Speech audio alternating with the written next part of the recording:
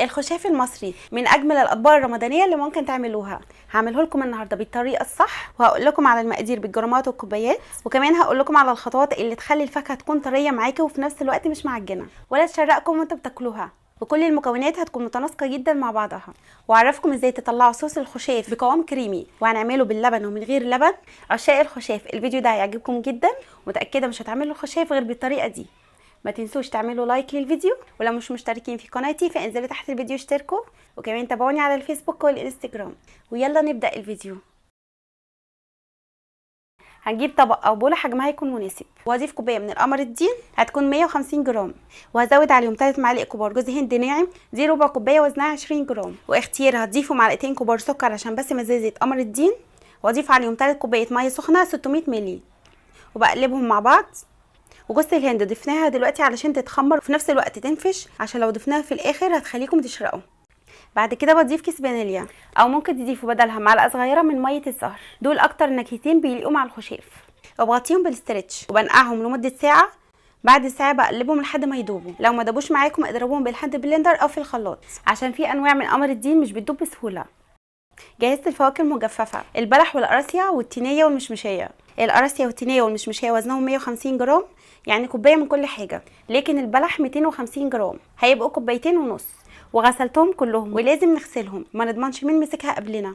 وشلت البذور من البلح والقراصية وقطعتهم كلهم بالحجم ده. وبالنسبه للبلح جبته الناشف المجفف مش الطري، عشان الطري مش هينفع. وهسيبهم يتنقعوا لمده ساعتين، مش 6 ساعات ولا ليله كامله ولا الكلام ده خالص، لان معظم الفواكه هتعجن معانا.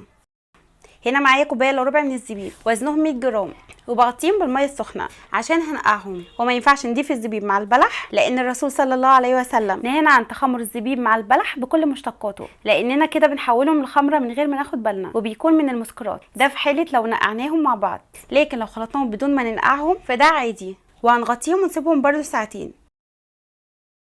بعد الساعتين بجيب الزبيب وبصفيه وبضيفه على الفواكه، وازود عليهم كمان كوبايه ميه ساقعه عشان نوقف عمليه التخمر او النقع، والفواكه ما تعجنش معانا.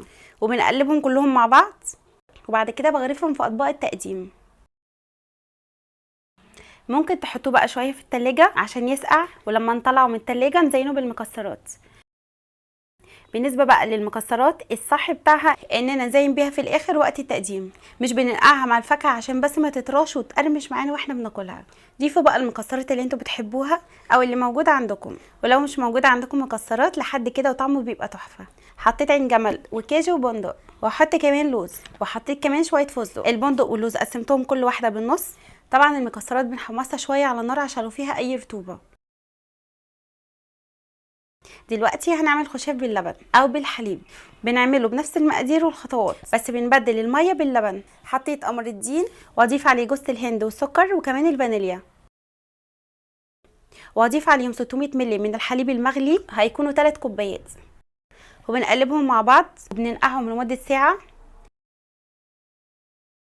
بعد الساعه نفس الكلام، بندوبهم بالمضرب او بالهاند بلندر او الخلاط. والصوص ده قوامه بيكون كريمي اكتر وطعمه بيبقى غني، ونفس كميه الفواكه بضيفها على الصوص، وبقلبهم مع بعض وبننقعهم لمده ساعتين.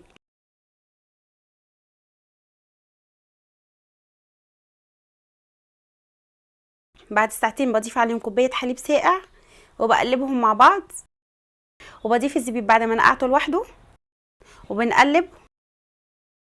بعد كده بغرفهم وبسيبهم في التلاجة يسقعوا شويه، ونفس الكلام بضيف عليهم المكسرات وقت التقديم.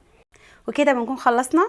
دي افضل طريقه ممكن تعملوا بيها الخشاف، طعمه غني وقوامه كريمي جدا، وكل حاجه متناسقه مع بعضها. الفاكهه طريت وفي نفس الوقت ما عجنتش، والخشاف اللي باللبن طعمه بجد خرافي. جربوه، لو في اي استفسار اكتبوا لي تحت في التعليقات، ولو عجبكم الفيديو فاعملوا لايك. لو مش مشتركين في قناتي فانزلوا تحت الفيديو اضغطوا على زر اشتراك او سبسكرايب، وفعلوا جرس التنبيهات على الكل علشان يوصلكم اشعار بكل وصفاتي الجديده. وكمان تابعونا على الحسابات الرسميه على الفيسبوك والانستجرام، كل اللينكات موجوده تحت الفيديو في صندوق الوصف.